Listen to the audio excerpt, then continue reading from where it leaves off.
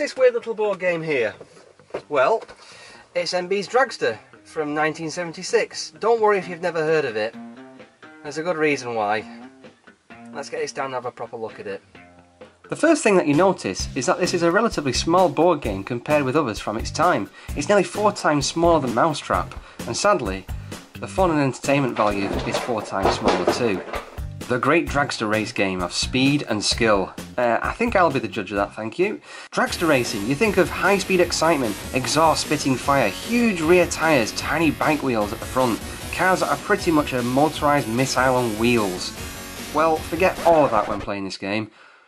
Opening the box, you're presented with the game in its entirety. In fact, it's one of the few games I know that can be played in the box.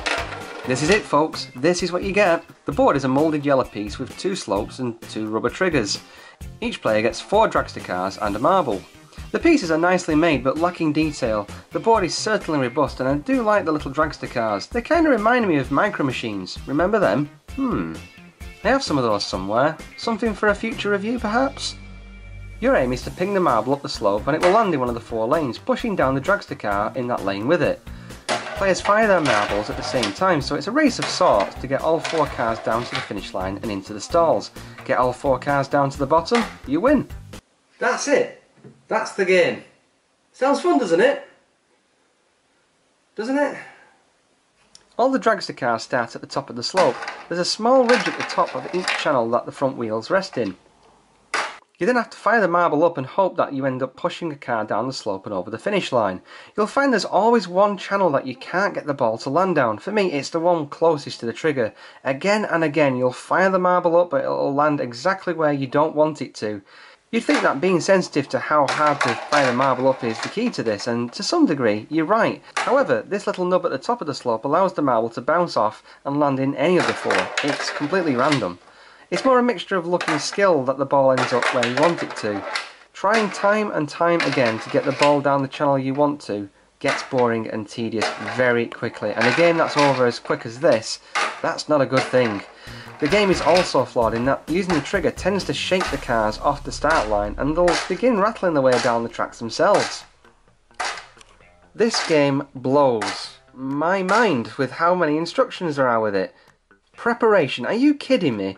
With a diagram to show how to position the cars at the start of the game. Thanks, I was going to fire the cars off the trigger. Phew! Thanks for telling me, game. What a mistake that would have been.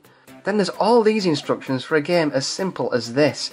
The funniest rule is, if a marble is shot so hard that it flies into an opponent's track, then this is a foul. What game of this would that ever happen? Having read this, I've tried to make it happen, but it just doesn't want to. I can't even get the marble to leave this area, let alone jump into this side of the board or even off it. I've noticed the instructions are all written in masculine pronouns, despite the box having art suggesting it's suitable for girls too. And 5 to 14-year-olds? Yeah, good luck finding a 14-year-old who'd want to play this. This game is completely and utterly showing me that just because something's old and retro doesn't automatically make it a classic. Good games endure through brilliant design and creating a willingness to want to play again. They have to be overall fun. This fails to be entertaining due to the repetitive and tedious nature of the game's mechanics. It's overall boring. The game's saving grace is that it's at least quick to play, and when you're fed up of it, playing it out of the box means that putting it away is quick too. It's about as much fun as being on a pinball machine and letting the ball fall through the flippers each and every time. Like I said at the start, there's a good reason this game is obscure and forgotten about, and that's simply because there's better classic games to play. Thanks for watching. We'll talk to you again soon.